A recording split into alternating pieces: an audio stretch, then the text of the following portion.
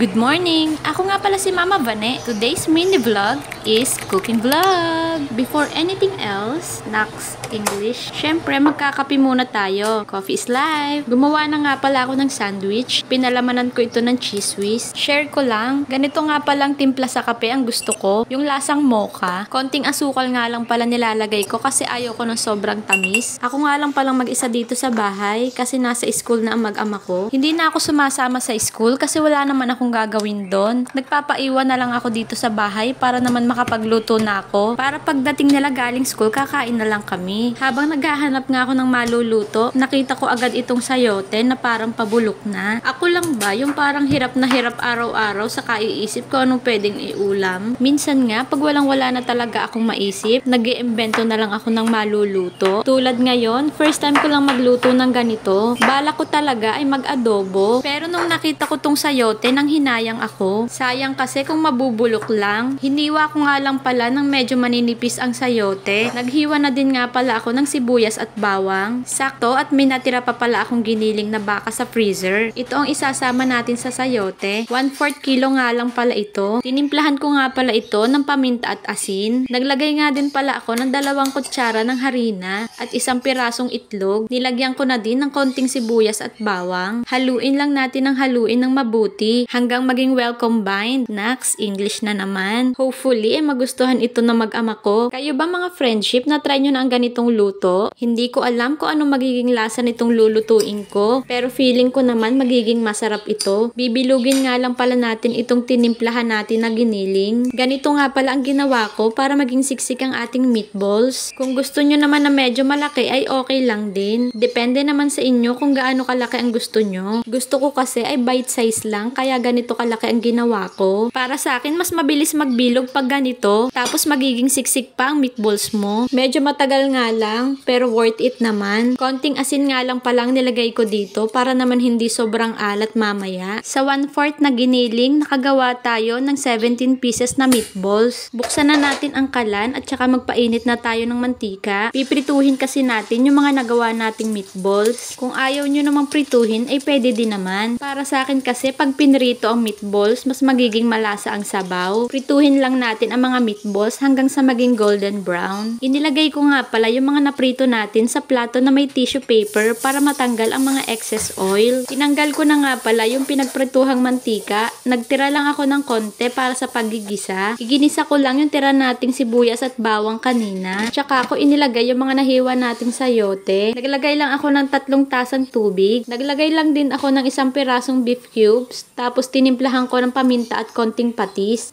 Inilagay ko na din yung mga naprito nating meatballs. Hinalo ko lang at tinakpan. Hintayin lang nating maluto ang sayote. Dumating na nga pala ang mag-ama ko galing school. Exam ng anak ko ngayon kaya wala siyang dalang bag. Binihisan ko lang ang anak ko at pagtingin ko sa niluluto natin, malambot na ang sayote. Share ko lang. Try nyo din nga pala itong miswa na ginagamit ko. Promise, ang sarap nito. Pagkaluto nga ay kumain na din kami. Masarap daw at nagustuhan nila. Yun lang, tapos na. Salamat sa panonood. See you on my next mini vlog.